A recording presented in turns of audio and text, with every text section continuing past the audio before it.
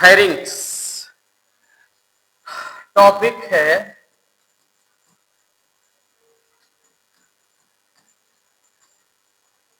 Pharynx का।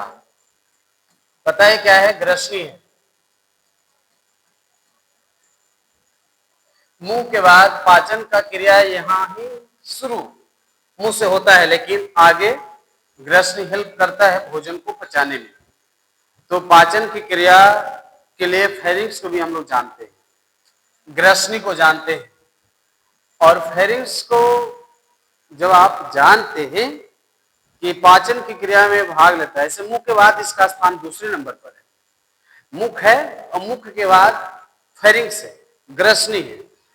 और ध्यान दीजिएगा, ग्रसनी कैसे मुंह के बाद कैसे ग्रसनी पता चलेगा। यहाँ पर एक पीला वाला जो भाग होगा ना, ये क्यों ऊंचा है, इसकी भी आज हम लोग चर्चा कर ही लेंगे। ये वाला भाग क्यों है ना, ये देखिए ज्वाइंटर कैसे ऊंचा दिख रहा है।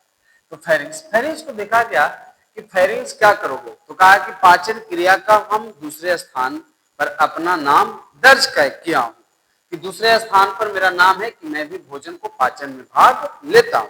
ठीक बात है। तो फेरिंग्स तुम्हारा कितना हिस्सा होगा, यानी तुम्हारा भी तो हिस्सा होगा ना कुछ। तो फेरिंग्स का भी दो हिस्सा है, जानना है। तो फेरिंग्स का जो दो हिस्सा है वो कौन कौन हिस्सा है, इस पर बात करेंगे। तो फेरिंग्स कहता है कि हमारा जो दो हिस्सा है उसकी एक हिस्सा को आप यहाँ पढ़ लीजिए और इसकी हिस्सा को इधर पढ़ लीजिए। देखिए अच्छी बात है, हमारे विद्यार्थियों को भी सुविधा हो जाएगा। तो यहाँ फेरिंग्स में ये दिखना है कि एक जो भाग है इसमें जो है वो गलेट है कि नहीं। अब गलेट क्या है, जिसको कहते हैं निगल द्वार, इसका नाम है निगल द्वार, गलेट है। और दूसरा जो होगा वो होगा ग्लोटिस, जिसका नाम होगा कंठ द्वार। आप हिंदी और इंग्लिश दोनों में सीखिए, अच्छे से समझ सकते हैं। तो फेरिंग्स का दो भाग है, एक भाग गलेट है, दूसरा भाग ग्लोटिस है। तो जो गलेट होता है वो निगलने वाला द्वार होता है, और ग्लोटिस जो होता है एक कंठ वाला द्वार है, जिसको कहते हैं कि कंठ सूख रहा है, ऐसा होता है ना, तो कंठ है।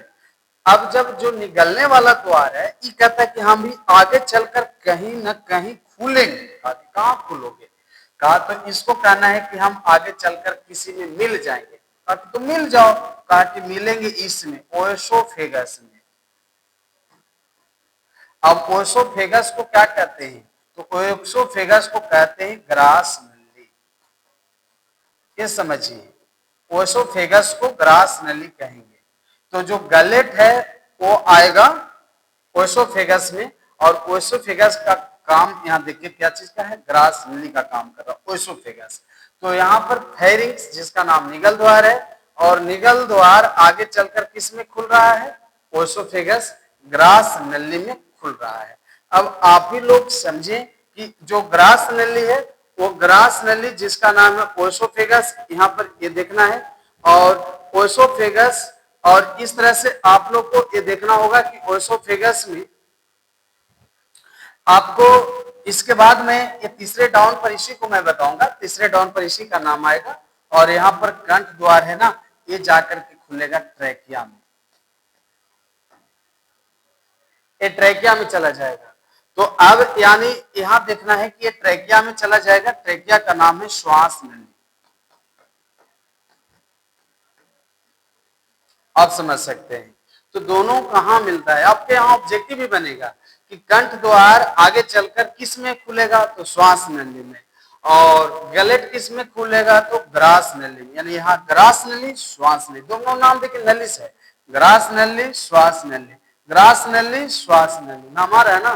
तो ग्रास नली और श्वास नली याद रखना है। अब कहता है कि ग्रास नली और श्वास नली दोनों किसका हिस्सा है, फेरिंग्स का है। ठीक बात। तो जब हम खाना खाएंगे और वही वाला नली दोनों तरफ खुल रहा है, सांस वाला में और भोजन वाला में, तो जब खाना खाएंगे और नाकों से सांस लेंगे, देखिए कितना अच्छा फंक्शन है, नाकों से श्वसन क्रिया करेंगे और मुंह से भोजन लेंगे, तो सांस और भोजन दोनों आगे चलकर अलग नली में। तो कैसे जा रहे कि सांस आगे चलकर सांस नली में जाएगा और भोजन जो कर रहे हैं भोजन नली में जाएगा, कहीं ना कहीं डिस्टर्बेंस आ जाएगी। तो ईश्वर ने शरीर को बनाते समय बहुत अच्छे से बनाए हैं। कैसे? तो श्वास नली और ग्रास नली के बीच में एक ढक्कन लगा दिए, ढक्कन। समझ में आ रहा है ना कि ढक्कन किस लिए है कि जब सांस आएगा तो ढक्कन जाके जानते किसको बंद कर देगा? ग्रास नली को ढक देगा। देखिए कितना अच्छा सिस्टम है, आप लोग को अपने पर डाउट नहीं करनी चाहिए। ग्रास नली को ढक देगा कब? जब सांस से चलेगा। और जब भोजन करिएगा तो जाकर के किसको ढक देगा? श्वास नली को। तो भोजन ग्रास नली में चला जाएगा, और जब सांस लेंगे तो ग्रास नली बंद हो जाएगा तो श्वास नली में चला जाएगा। यहाँ एक ढक्कन होता है, ढक्कन का नाम बताते हैं, टेंशन मत लीजिए। यहाँ पर ढक्कन है जो काम करेगा, अच्छे से समझ जाइए। तो यहाँ पर यानी काम करेगा जो ढक्कन, उसका नाम है एपिग्लोटिस। याद रखिएगा, एपिग्लोटिस नाम है, इसका नाम है कंठी ढक्कन।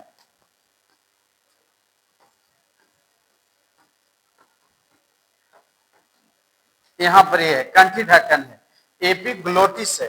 तो एपिग्लोटिस इसका नाम है कंठी ढक्कन। और कंठी ढक्कन का काम क्या है? जब आप खाना खाएंगे तो सांस नली को बंद कर देगा, और जब आप सांस लेंगे तो ग्रास नली को बंद कर देगा। और जब दोनों नली यानी सुरक्षित रहेगा तो भोजन जाएगा ग्रास नली में और सांस से जाएगा श्वास नली में। लेकिन कभी कभी कंठी ढक्कन को यानी सलाह नहीं मिलता है, इसको भी तो सलाह कोई देता हो ना कि ए बंद करना है तुम्हें ग्रास नली को, ए तुम्हें बंद करना है श्वास नली को, अभी खाना खा रहे हैं श्वास नली बंद करके रखो, और अभी सांस ले रहे हैं ग्रास नली को बंद करके रखो। इसको कोई कहने वाला होता है, वो कहने वाला कौन होता है?